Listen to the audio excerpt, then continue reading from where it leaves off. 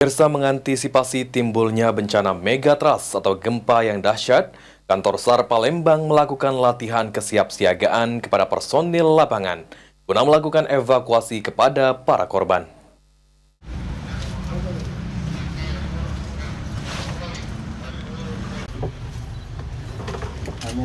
Kami dari tim Basarnas. Menanggapi isu bakal terjadinya potensi bencana megatrust atau gempa yang dahsyat membuat semua pihak meningkatkan kewaspadaan. Mengantisipasi hal tersebut, Kantor SAR Palembang menggelar latihan kesiapsiagaan Urban SAR, yakni pencarian dan pertolongan korban dalam bencana megatrust di lokasi perkotaan, seperti reruntuhan bangunan ataupun gedung. Kepala Kantor SAR Palembang Raymond Konstantin menjelaskan, latihan yang dilakukan untuk meningkatkan kemampuan sumber daya manusia, serta juga membangun kesiapsiagaan personil, sarana dan prasarana, serta mempercepat respon dalam memberikan pelayanan jasa SAR yang optimal kepada masyarakat.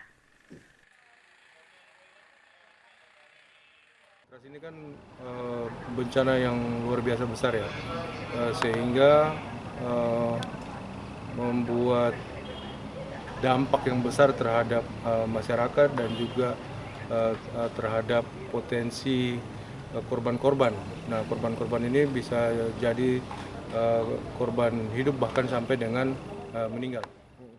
Dalam latihan yang dilakukan, Kantor SAR Palembang melibatkan 30 personil, masing-masing 25 dari SAR Palembang, 3 dinas sosial, dan 2 balai karantina kesehatan.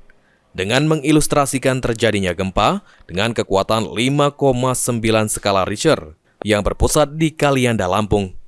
Firman Hidayat, PAL TV.